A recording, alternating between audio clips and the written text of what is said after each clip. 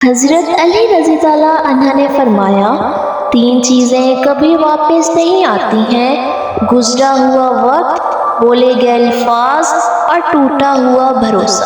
مسلسل دستک دینے سے دروازہ کھل ہی جاتا ہے، اس لیے اللہ کی رحمت سے مایوس مت ہونا، ہمیشہ دعا کرتے رہنا۔ قدر کرو ان کی جو بنا مطلب کی چاہت کرتے ہیں۔ دنیا میں خیال رکھنے والے کام اور تکلیف دینے والے لوگ زیادہ ہیں۔ اللہ آپ سے اس وقت تک کچھ نہیں لیتا جب تک وہ اس سے بہتر آپ کو نہ عطا کرے۔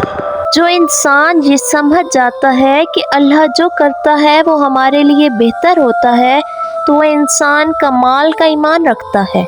جب لوگ غصے میں ہوتے ہیں تو ان کی باتیں غور سے سنا کرو، کیونکہ اصل حقیقت تب سامنے آتی ہے۔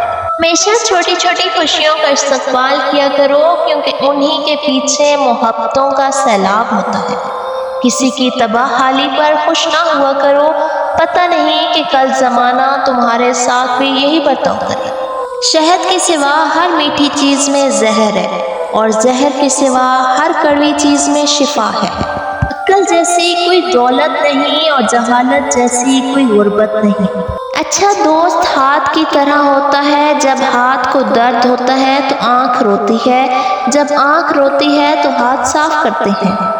اخلاق وہ چیز ہے جس کی قیمت نہیں دینی پڑتی، ہاں مگر اس سے ہر چیز خریدی جا سکتی ہے۔ چار چیزیں ہمیشہ سنبھال کر رکھو، کامیابی تمہاری مقدر ہوگی: نماز میں دل، تنہائی میں سوچ، محفل میں زبان اور راستے میں نگاہ۔ اللہ پاک جس چیز کو تمہارے قریب کر دے اس میں حکمت تلاش کرو، اور جس چیز کو تم سے دور کر دے اس پر صبر کرو۔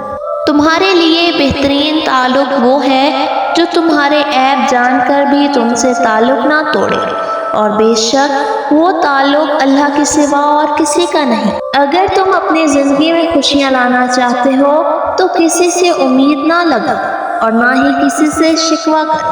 اچھے انسان کے ساتھ ہمیشہ اچھے رہو، لیکن برے کے لیے کبھی برے مت بنو، کیونکہ تم پانی سے خون صاف کر سکتے ہو، خون سے خون نہیں۔